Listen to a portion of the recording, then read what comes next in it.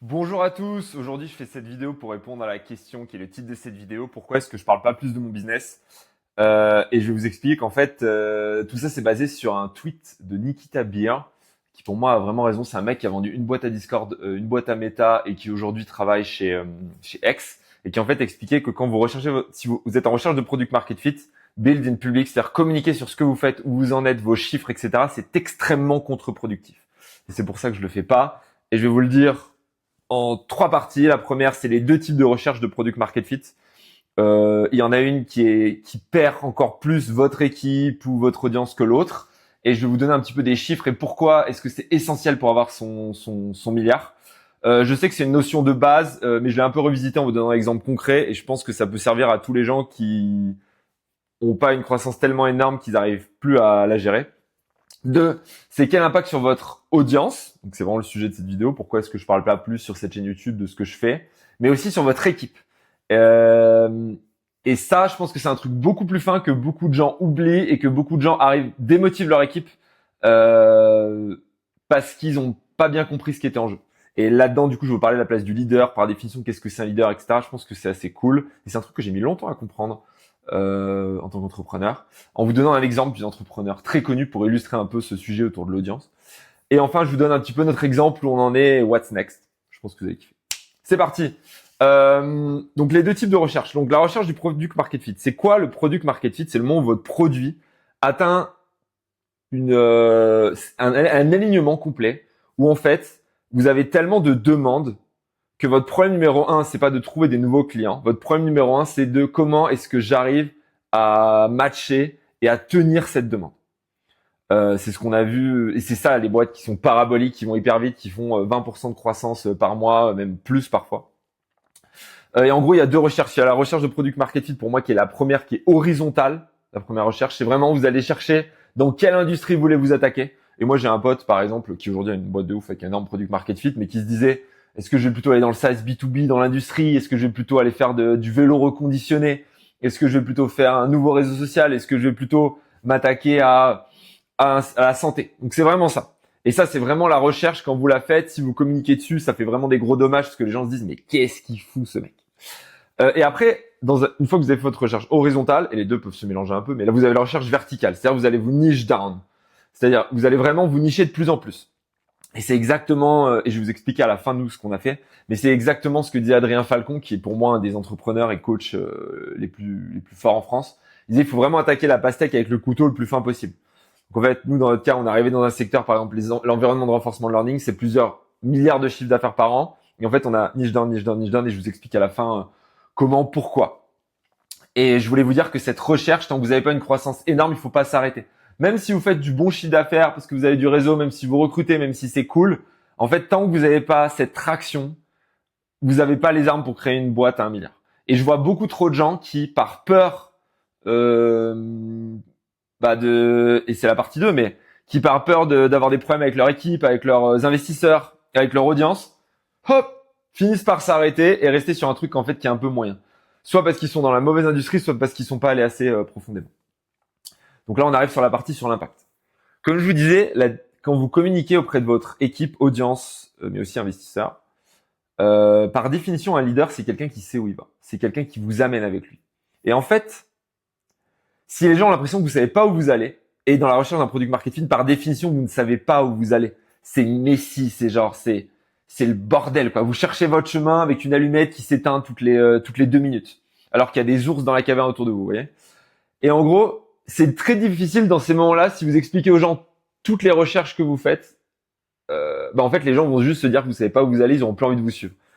Et là, bien sûr, ça dépend de la fréquence. C'est-à-dire que votre équipe, elle va tolérer que vous ayez un changement toutes les quelques semaines, léger de positionnement, de niche down, on se décale un petit peu dans l'industrie. Votre votre audience, elle, à mon avis, elle va pas tolérer ça plus d'une fois par an ou tous les 2 ans. Parce que en fait, l'information met tellement de temps à arriver, à être diffusée, il faut tellement la répéter que si vous changez trop souvent, les gens se disent juste putain, je comprends plus rien à ce qu'il fait. Et vos investisseurs, je pense qu'ils ont cette tolérance à peu près au quarter, au trimestre. Donc en fait, c'est le même effet, mais avec une différence de fréquence. C'est-à-dire, les gens qui acceptent le plus le changement, c'est l'équipe. En 2, c'est les investisseurs. En 3, c'est votre audience.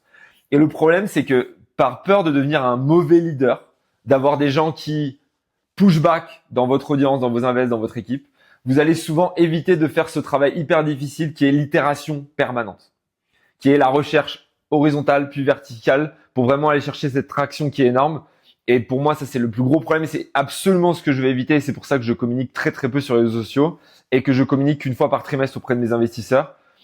Parce que j'ai pas envie de me ralentir. Et même si je fais du chiffre, même si on a des beaux clients, etc., en fait, c'est vanity métrique. Tant qu'on n'a pas une croissance de malade mental. Et d'ailleurs, c'est assez logique, hein. Quand vous demandez par exemple à votre audience de retweeter, de partager des intros, etc., s'ils ont l'impression que vous savez pas où vous allez, ils ont pas envie. Alors que si vous le faites au moment où vous avez vraiment trouvé un positionnement de ouf, le relais de votre audience, les intros que vous faites à vos investisseurs, etc., va avoir beaucoup plus d'impact que si les gens ont l'impression que vous savez pas trop où vous allez et que c'est la 4e fois que vous leur demandez ça. Vous leur demandez un service. Et là, je vous donne l'exemple sur la partie publique du entrepreneur que j'admire beaucoup, c'est Clara Gold. Et par exemple, elle avait Gigi, elle a fait du B2C, là maintenant elle fait du B2B. Elle est à mon avis sur un positionnement, elle va craquer quelque chose d'assez ouf. Elle a des investisseurs on board qui sont incroyables. Mais en fait, à l'extérieur, moi je vois des gens en France qui ont pas cette connaissance et qui sont en mode, ouais, mais en fait la meuf, elle sait pas où elle va. Les gars, elle fait exactement ce qu'il faut pour créer une boîte de malade. Elle communique au poil, ses lancements ils sont incroyables, mais parce qu'il y a cet effet, je suis perdu parce que je suis pas dans l'effet dont je vous ai parlé jusqu'à maintenant, de l'audience. Et les gens pensent qu'elle sait pas où elle va et du coup, j'ai des gens en France, c'est pas le cas aux US, ils sont un peu plus habitués je pense qu'elle a la bonne fréquence pour les US, pas pour la France, de pivot. Les gens pensent que c'est pas ouf ce qu'elle fait alors que c'est incroyable. Donc si même une nana comme elle a ce problème, je peux vous assurer que vous, avec votre petite boîte, vous avez aussi un problème. Notre exemple pour terminer.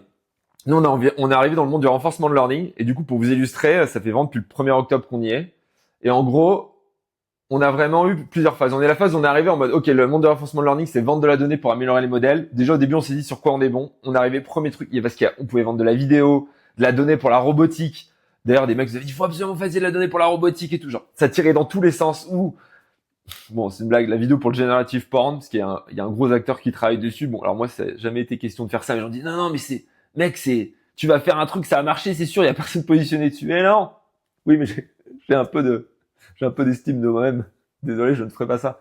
Et nous, on s'est dit, OK, coding, parce qu'on est fort là-dessus. Ensuite, on est arrivé sur le coding. Là, les gens nous ont dit, il y a 2 types de boîtes, globalement. Il y a les boîtes qui bossent sur des sujets assez simples et qui ont une armée, genre des dizaines de milliers de software engineers qui peuvent sortir comme ça, et des gens qui font de la partie qualité. Donc, on s'est dit, nous, on veut faire vraiment la partie qualité et l'expertise. C'est bête, mais c'est 2 positionnements qui sont assez différents. Les labs n'ont pas les mêmes prestataires en fonction, etc. On s'est mis là-dessus. Là, on s'est dit, nous, on va être vraiment sur la partie les sujets durs. Donc, on s'est vraiment spécialisé Rust, etc. Une fois qu'on s'est spécialisé là-dessus, on s'est rendu compte que sur la partie données, il y avait encore pas mal de choses à réfléchir. Est-ce qu'on est plutôt un research lab? Est-ce qu'on est plutôt sur des sujets, je vous disais, d'humains? Là, on s'est dit, on veut vraiment être un research lab et vraiment être à la frontière et en fait être capable de sortir des papiers de recherche, etc. Et là-dedans, après, on s'est dit, OK, c'est quoi le sujet sur lequel on est vraiment chaud? C'est dans les sujets durs, sur des langages de programmation, Rust, Go, machin. En fait, c'est le sujet cybersécurité. Donc ça, c'est un tout petit peu horizontal, mais un petit décalage, c'est parce qu'en fait, et c'est dans la partie coding pour les acheteurs. Parce qu'en fait, mon cofondateur est très, très, très chaud en cyber, Paco. Et une fois que vous êtes là, même en cyber, vous dites, mais qu'est-ce qu'on fait? Est-ce qu'on est genre une boîte qui a eu des exploits privés? Est-ce qu'on utilise des CV? Bon, je vais vous laisser les détails, mais là, on s'est encore niche down. Et là, on est arrivé à un stade où quand j'écris à quelqu'un de relevant dans mon industrie que je connais pas sur Twitter, le mec me répond et me dit, faut qu'on discute. Je vois pas, parce qu'il y a un besoin, parce qu'il y a un gros besoin, parce que c'est un sujet qui est en train d'arriver. Et c'est à ça que ressemble le product market fit. C'est-à-dire que ça fait des mois que j'arrive à vendre, mais au réseau, au fait que je suis expérimenté. Et là, j'arrive enfin à toucher des mecs qui ne me connaissent ni d'Eve ni d'Adam et qui veulent juste me parler parce que mon problème répond à leurs besoins. Et je vous donne pas tous les détails parce qu'on va sans doute avoir un gros lancement qui va arriver. Mais voilà, c'était pour vous dire qu'on est parti de là et on a fait tac, tac, tac, tac, tac, tac, tac, tac jusqu'à trouver. Et on aurait pu s'arrêter avant et faire juste quelques millions d'euros de chiffre d'affaires par an. Parce qu'on était parti pour ça. Mais en fait, on veut pas faire quelques millions de chiffre d'affaires par an. On veut faire 50, 100, 200, 300 millions de revenus. Et pour ça, il faut vraiment être sur le bon truc. Il faut pas avoir peur. Et c'est pour ça que j'ai pas communiqué. Et c'est pour ça que j'ai vraiment eu cette communication limitée. Voilà. Donc j'ai envie de vous faire cette vidéo pour ça. Parce que je pense que c'est un super apprentissage. C'est un truc que je maîtrisais pas, moi, à l'époque de Germinal, ma précédente boîte. J'avais tendance à trop communiquer et à perdre les gens. Et là, c'est vraiment un truc où j'ai mûri. Voilà. Et pour terminer, je vous rappelle quand même que vous n'êtes pas obligé de communiquer sur votre recherche de product market fit, mais vous pouvez quand même communiquer sur les gens que vous rencontrez, tout ce que vous apprenez. Et ça fait quand même du super contenu pour engager votre audience, pour faire que les gens ont envie de savoir où vous en êtes. Et peut-être que vous suivez mes vidéos sans savoir ce que je fais. Et le jour où vous comprendrez enfin ce que je fais très précisément, parce que moi je sais que j'aurais trouvé le bon truc, et ben ce jour-là je pourrais vous activer. Et en attendant, vous m'avez quand même suivi sur cette chaîne, alors que je vous ai jamais parlé de mon business. Donc c'est bien la preuve que c'est possible. Voilà. Je vous fais des bisous, ciao!